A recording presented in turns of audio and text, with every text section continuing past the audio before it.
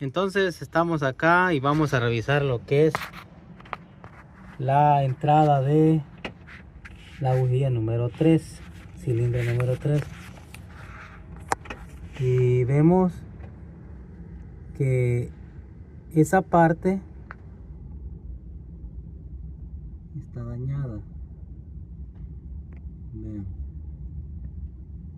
está como quebrada. Eso hace que se levante y pues la bobina no entre ahí y no haga contacto con la bujía para hacer la chispa. Vamos a ver de qué manera podemos lijar esa partecita donde está quebrada para que pueda entrar lo que es la bobina.